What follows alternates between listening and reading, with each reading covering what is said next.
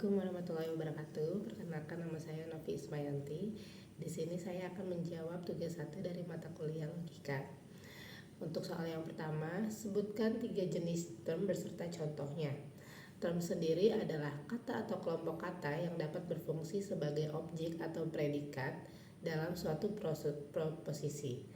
Term terbagi menjadi beberapa jenis, namun di sini saya hanya akan menjelaskan 3, yaitu yang pertama ada term universal dan term individual. Term universal mengacu pada seluruh anggota suatu kelas atau kategori, sedangkan term individual mengacu pada suatu objek tertentu. Contoh term universal: semua manusia adalah makhluk hidup. Manusia di sini yang termasuk kategori universal. Sedangkan contoh term individual, Jakarta adalah ibu kota Indonesia. Jakarta di sini yang termasuk individual.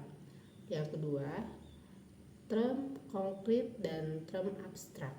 Term konkret mengacu pada suatu yang bisa dirasakan oleh panca indera. Sedangkan term abstrak mengacu pada konsep atau ide yang tidak berwujud. Contoh term konkret adalah meja itu terbuat dari kayu.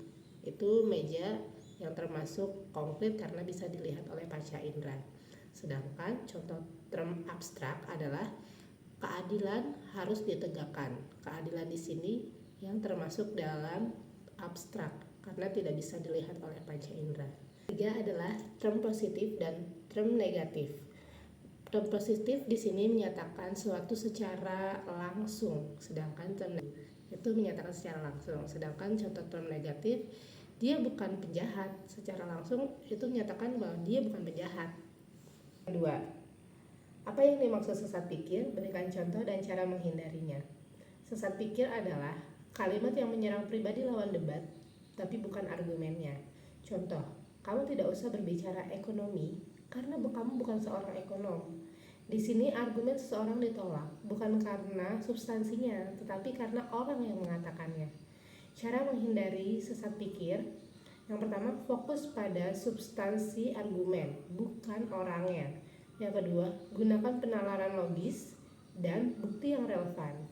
Yang ketiga, waspadai emosi pribadi yang dapat mengaburkan penilaian.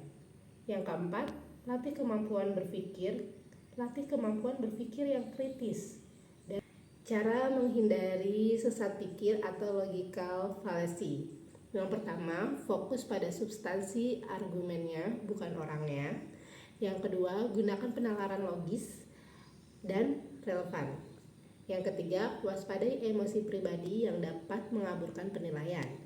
Yang keempat, latih kemampuan berpikir kritis, evaluatif terhadap argumen. Sekian jawaban saya dari tugas 1 mata kuliah logika. Terima kasih. Wassalamualaikum.